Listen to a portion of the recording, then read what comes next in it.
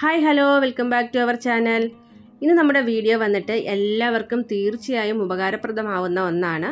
നമ്മൾ ഒരിക്കലെങ്കിലും ഫേസ് ചെയ്തിട്ടുള്ളൊരു പ്രോബ്ലമാണ് നമ്മുടെ വീട്ടിലുള്ള മാറാല കിട്ടുന്ന ഒരു പ്രശ്നം അല്ലേ. നമ്മൾ എത്രയൊക്കെ ക്ലീൻ ചെയ്താലും അത് വീണ്ടും വീണ്ടും പെട്ടെന്ന് തന്നെ വരാറുണ്ട്. അതുകൊണ്ട് തന്നെ ഒട്ടുമിക്ക ആളുകൾക്ക് ഈ ഒരു മാറാല ക്ലീൻ ചെയ്യുക എന്നുള്ളത് വളരെ ബുദ്ധിമുട്ടുള്ളൊരു കാര്യമാണ്. അപ്പോൾ ഇന്നത്തെ വീഡിയോയിലൂടെ നമ്മൾ ഷെയർ ചെയ്യുന്നത് 3 കിടിലൻ ടിപ്പുകളാണ്. ഈ ഒരു ടിപ്പ് ഫോളോ ചെയ്യുവാണെങ്കിൽ മാറാല കെട്ടുന്നത് നമുക്ക് ഒരു പരിധിവരെയൊക്കെ ഒഴിവാക്കാനായിട്ട് പറ്റും. ഇപ്പോൾ നിങ്ങൾക്ക് ഈ വീഡിയോയിൽ കാണുമ്പോഴറിയാം, ഞങ്ങളൊരു ഒരാഴ്ചത്തേക്ക് ഫ്ലാറ്റ് അടച്ചിട്ടിട്ട് നാട്ടിൽ പോയിട്ട് വന്നതിന് ശേഷമുള്ളൊരു അവസ്ഥയാണ്. മിക്കവാറും ഇങ്ങനെ ഒരുപാട് പേർക്ക് പ്രശ്നം ഉണ്ടാവാറുണ്ടല്ലേ. അപ്പോൾ നിങ്ങൾ ഈ ഒരു വീഡിയോ കണ്ടു നോക്കൂ, തീർച്ചയായും നിങ്ങൾക്ക് ഉപകാരപ്രദമാവും. നമ്മൾ മാറാലയൊക്കെ ക്ലീൻ ചെയ്തതിന് ശേഷം ഞാൻ ഈ കാണിക്കുന്ന ഏതെങ്കിലും ഒരു സ്റ്റെപ്പ് നിങ്ങൾ ഫോളോ ചെയ്യുകയാണെങ്കിൽ വീണ്ടും മാറാല കെട്ടുന്നത് നിങ്ങൾക്ക് ഒരു പരിധിവരെയൊക്കെ ഒഴിവാക്കാനായിട്ട് പറ്റും. ഞാൻ ഈ വീഡിയോയിൽ ഷെയർ ചെയ്യുന്ന ടിപ്പുകൾ ഒരു പ്രാവശ്യം മാത്രം ചെയ്ത് നോക്കിയതുകൊണ്ട് നമുക്ക് ഉപകാരപ്രദമാവില്ല കേട്ടോ. നമ്മൾ ഓരോ പ്രാവശ്യം മാറാല തട്ടുമ്പോഴും അതിനുശേഷം ഈ ടിപ്പുകൾ ഫോളോ ചെയ്യുകയാണെങ്കിൽ നമുക്ക് വീണ്ടും മാറാല വരാതിരിക്കാനായിട്ട് പറ്റും. പ്രത്യേകിച്ചും ഈ മാറാലയുടെ പ്രോബ്ലം ഉണ്ടാകുന്നത് പഴയ വീടുകളിലും അതുപോലെ തന്നെ നമ്മൾ ഓടിട്ട വീടുകളിലും ഒക്കെ ആണെങ്കിൽ പെട്ടെന്ന് മാറാല കെട്ടാറുണ്ട്. അപ്പോൾ അത്തരം സന്ദർഭങ്ങളിലൊക്കെ നമുക്ക് ഈ ഒരു രീതിയിൽ മാറാല അടിക്കുകയാണെന്നുണ്ടെങ്കിൽ വളരെ യൂസ്ഫുൾ ആയിരിക്കും. അപ്പോൾ നമുക്ക് വീഡിയോയിലേക്ക് പോകാം. ഇഷ്ടപ്പെടുകയാണെങ്കിൽ നിങ്ങൾ തീർച്ചയായും ഫ്രണ്ട്സിനും ഫാമിലിക്കും ഒക്കെ ഒന്ന് ഷെയർ ചെയ്ത് കൊടുക്കണം. ഒപ്പം തന്നെ എൻ്റെ ചാനൽ സബ്സ്ക്രൈബ് ചെയ്യാതെയാണ് കാണുന്നതെങ്കിൽ ഒന്ന് സബ്സ്ക്രൈബ് ചെയ്യാനും ആ തൊട്ടടുത്ത് കാണുന്ന ബെല്ലൈക്കൺ എനേബിൾ ചെയ്യാനും മറക്കില്ലല്ലോ. ഒപ്പം തന്നെ നിങ്ങളുടെ വിലയേറിയ ഫീഡ്ബാക്കുകളൊക്കെ കമൻറ്റ് ബോക്സിൽ അറിയിക്കുകയും വേണം. അതാണ് എനിക്ക് വീണ്ടും വീഡിയോസുകൾ ചെയ്യാനുള്ള പ്രചോദനമാകുന്നത്. അപ്പം നമുക്ക് കണ്ടു നോക്കിയാലോ 3 ആ കിടിലൻ ടിപ്പുകൾ ഏതൊക്കെയാണെന്നുള്ളത്. ആദ്യം നമുക്ക് ഇതുപോലെ മാറാലക്കോൽ ഉപയോഗിച്ചിട്ട് എല്ലാ മാറാലയും നല്ലതുപോലെ ഒന്ന് ക്ലീൻ ചെയ്തെടുക്കണം. അതിനുശേഷമാണ് നമ്മൾ ടിപ്പുകൾ ഫോളോ ചെയ്യുന്നത്. നമ്മൾ ഈ ടിപ്പുകൾ ഫോളോ ചെയ്യാനുള്ള കാരണം വീണ്ടും മാറാല പെട്ടെന്ന് കെട്ടാതിരിക്കാൻ വേണ്ടിയാണ്. ഞാൻ ഇതുപോലെ കോൽ ഉപയോഗിച്ചിട്ട് എല്ലാ മാറാലയും നല്ലതുപോലെ ക്ലീൻ ചെയ്തെടുത്തിട്ടുണ്ട്. ഇനി നമുക്ക് ആദ്യത്തെ ടിപ്പ് നോക്കാം. ആദ്യത്തെ ടിപ്പ് വന്നിട്ട് നമ്മൾ അതിനായിട്ട് എടുത്തിരിക്കുന്നത് 1 കപ്പ് വെള്ളമാണ്. ഒരുപാട് വെള്ളമൊന്നും നമുക്ക് ഇതിനായിട്ട് ആവശ്യമില്ല. അതിലേക്ക് ഇനി നമുക്ക് ചേർത്ത് കൊടുക്കുന്നത് 1-2 ഡ്രോപ്സ് പുൽത്തൈലമാണ്.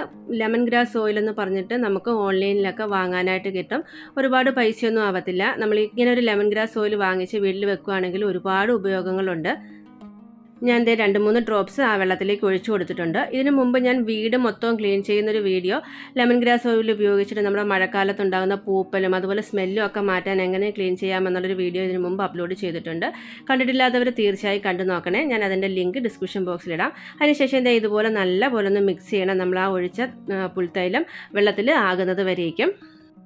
ഇനി നമുക്ക് വേണ്ടത് പഴയ ഒരു ടീഷർട്ടാണ്. ടീഷർട്ട് ഇല്ലെങ്കിൽ നമ്മൾ സാധനങ്ങളൊക്കെ വാങ്ങുന്ന ടൈമിൽ നമുക്ക് കടകളിൽ നിന്ന് ഒരു തുണിസഞ്ചി കിട്ടുമല്ലോ, അതായാലും മതി. ടീഷർട്ടോ തുണിസഞ്ചിയോ ഒക്കെ ഉപയോഗിക്കുമ്പോൾ നമുക്ക് ആ മാറാലക്കോലിൽ നല്ലതുപോലെ കെട്ടി വെക്കാനായിട്ട് പറ്റും. അതുകൊണ്ടാണ് ഞാൻ ഇങ്ങനെയുള്ളത് എടുത്തിരിക്കുന്നത്. അതല്ലാന്നുണ്ടെങ്കിൽ നിങ്ങൾക്ക് സാധാരണ ഉപയോഗിച്ച് കഴിഞ്ഞിട്ടുള്ളൊരു തുണി ആയാലും മതി.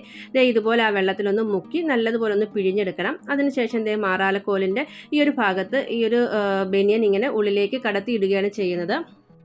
ഞാൻ നേരത്തെ പറഞ്ഞല്ലോ, ഇങ്ങനെ നമ്മൾ കയറ്റിയിടുകയാണെങ്കിൽ നമുക്ക് ഈസി ആയിട്ട് ക്ലീൻ ചെയ്തെടുക്കാനായിട്ട് പറ്റും. അതിനുശേഷം ഈ ഒരു ഭാഗം നല്ലതുപോലെ ഒന്ന് കെട്ടിയിട്ട് നമുക്ക് ആ മാറാലയൊക്കെ വരുന്ന ഭാഗത്ത് നല്ലതുപോലെ ഒന്ന് ക്ലീൻ ചെയ്ത് കൊടുക്കുകയാണെങ്കിൽ മാറാല കെട്ടുന്നത് നമുക്ക് ഒഴിവാക്കാനായിട്ട് പറ്റും.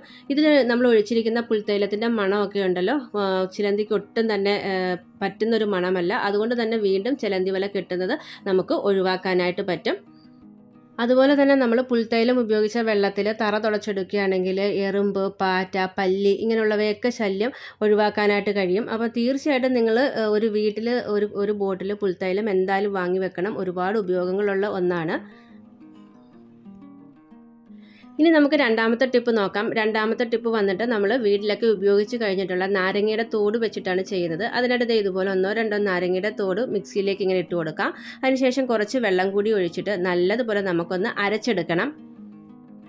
ഇപ്പം നമ്മൾ നല്ലതുപോലെ അരച്ചെടുത്തിട്ടുണ്ട്. ഇനി നമുക്കിതിൽ കുറച്ച് വെള്ളം കൂടി ചേർത്തിട്ട് ഒന്ന് അരിച്ചെടുക്കണം. നമ്മളിങ്ങനെ അരിച്ചെടുക്കുന്നത് ഇതിനുള്ളിലുള്ള നാരങ്ങയുടെ വേസ്റ്റൊക്കെ പോകാനായിട്ടാണ്.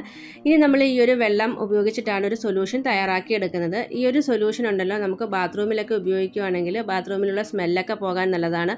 അതുപോലെ തന്നെ നമ്മുടെ അലമാരിക്ക് പിറകിലും അതുപോലെ തന്നെ നമ്മുടെ ഡോറിൻ്റെ പിറകിലും വിൻഡോയിലും ഒക്കെ കിട്ടുന്ന ചിലന്തി വല മാറ്റാനായിട്ട് ഈ ഒരു സ്പ്രേ അടിച്ചു കൊടുക്കുകയാണെങ്കിൽ നല്ല എഫക്റ്റീവായിട്ടുള്ളൊരു സൊല്യൂഷനാണ് കേട്ടോ. ഇനി നമുക്ക് ആ സൊല്യൂഷൻ ഒന്ന് തയ്യാറാക്കിയെടുക്കാം. അതിനായിട്ട് നമ്മൾ നേരത്തെ അരിച്ചെടുത്ത ആ നാരങ്ങയുടെ ജ്യൂസ് ഞാനൊരു ബക്കറ്റിലേക്ക് ഒഴിച്ചു കൊടുക്കുന്നുണ്ട്.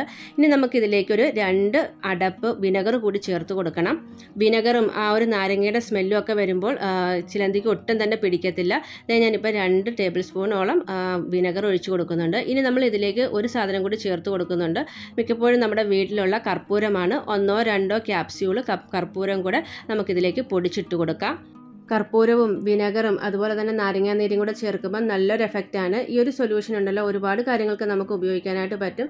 ബാത്റൂമിലെ സ്മെല്ല് മാറാനായിട്ട് നമുക്ക് ബാത്റൂമിൽ സ്പ്രേ ചെയ്ത് കൊടുക്കാം. അതുപോലെ തന്നെ നമ്മുടെ വിൻഡോസിൻ്റെയും ഡോറിൻ്റെയും ഒക്കെ കിട്ടുന്ന ചിലന്തി വല മാറാനായിട്ട് നമുക്ക് ഇത് അടിച്ചു കൊടുക്കാവുന്നതാണ്. ഒപ്പം തന്നെ നമ്മുടെ പല്ലിയുടെയൊക്കെ പുറത്ത് അടിച്ചു കൊടുക്കുകയാണെങ്കിലും നല്ലൊരു എഫക്റ്റാണ് കേട്ടോ.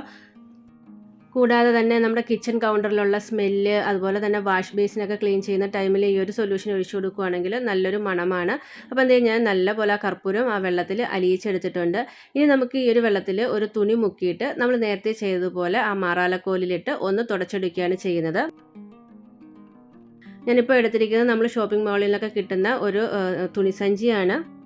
ഇതുപോലെ ഈ വെള്ളത്തിലൊന്ന് മുക്കിയതിന് ശേഷം മാറാലക്കോലിൽ വെച്ച് നമ്മൾ മാറാല വരുന്ന സ്ഥലത്തൊക്കെ ഒന്ന് നല്ലതുപോലെ ഒന്ന് തുടച്ചെടുക്കുകയാണെന്നുണ്ടെങ്കിൽ വീണ്ടും മാറാല കിട്ടുന്നത് നമുക്ക് ഒഴിവാക്കാനായിട്ട് പറ്റും. ഞാൻ വീണ്ടും പറയുന്നു, ഒരു പ്രാവശ്യം ചെയ്തുകൊണ്ട് ഒരു എഫക്റ്റും ഉണ്ടാവില്ല. ഓരോ പ്രാവശ്യം നമ്മൾ മാറാല തൂത്ത് കളഞ്ഞതിന് ശേഷവും ഈ ഒരു രീതിയിൽ നമ്മൾ ചെയ്താൽ മാത്രമാണ് ആ മാറാല കിട്ടുന്നത് ഒഴിവാക്കാനായിട്ട് പറ്റുകയുള്ളൂ. ഇനി ചിലർക്കൊക്കെ സംശയം തോന്നാം, നമ്മൾ നാരങ്ങനീര് ഉപയോഗിച്ചതുകൊണ്ട് അതിൻ്റെ ഒരു കറയൊക്കെ ഭിത്തിയിലുണ്ടാവുമോ എന്നുള്ളത്. ഇപ്പം നിങ്ങൾക്ക് കാണുമ്പോൾ മനസ്സിലാവും, ഒട്ടും തന്നെ കറയോ അങ്ങനെയുള്ള കാര്യങ്ങളൊന്നും തന്നെ നമ്മുടെ ഭിത്തിയിൽ വരത്തില്ല.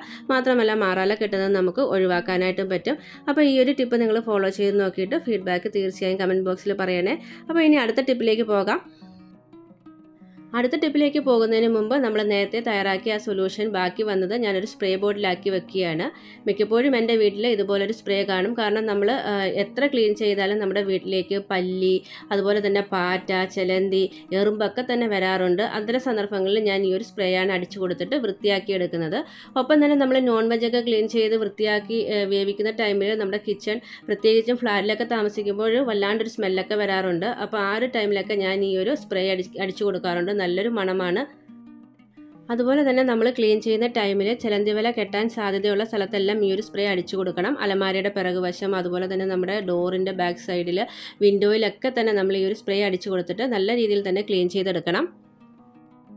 ഇത്തരത്തിൽ നമ്മൾ ക്ലീൻ ചെയ്തെടുത്താൽ മാത്രമാണ് മാറാല വീണ്ടും കെട്ടാതിരിക്കുകയുള്ളൂ. അല്ലാണ്ട് നമ്മൾ ജസ്റ്റ് മാറാല മാത്രം തുടച്ച് കളഞ്ഞിട്ട് ക്ലീൻ ചെയ്തെടുക്കുകയാണെങ്കിൽ വീണ്ടും മാറാല വരാനുള്ള ചാൻസ് വളരെ കൂടുതലാണ്.